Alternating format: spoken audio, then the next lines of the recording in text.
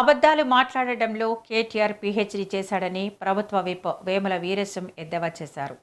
హైదరాబాద్ గాంధీ భవన్లో ఆయన మీడియాతో మాట్లాడుతూ కేటీఆర్ పాపాల భైరవుడని సొంత చెల్లెలే చెప్తుందన్నారు. కేటీఆర్ మాటల్లో విషయం లేదన్నారు.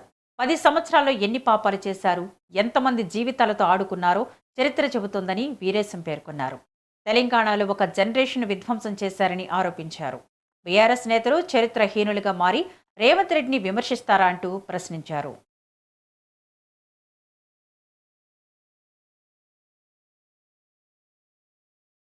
కేటీ రామారావు గారు అనేక అవాస్తవాలు, అబద్ధాలు, చిల్లర కామెంట్లతో మరొకసారి తన నైజాన్ని చాటుకోవడం జరిగింది. పాపం వాళ్ళు 10 సంవత్సరాలు వాళ్ళ కుటుంబం అంతా కూర్చొని కష్టపడి దోపిడీ అనే ఒక సినిమాకు స్క్రిప్ట్ రాసి దోపిడీ అనే ఒక సినిమాను రూపొందిస్తే మా ముఖ్యమంత్రి గారు వాళ్ళ 10 సంవత్సరాల కుటుంబ దోపిడీ సినిమా స్క్రిప్ట్ ను బద్దలు కొట్టి డిజాస్టర్ చేసి ప్రజాపాలన, ఇందిరమ్మ రాజ్యం అనే ఒక గొప్ప మూవీని తీసుకొచ్చి తెలంగాణ ప్రజల ముందు పెట్టారు.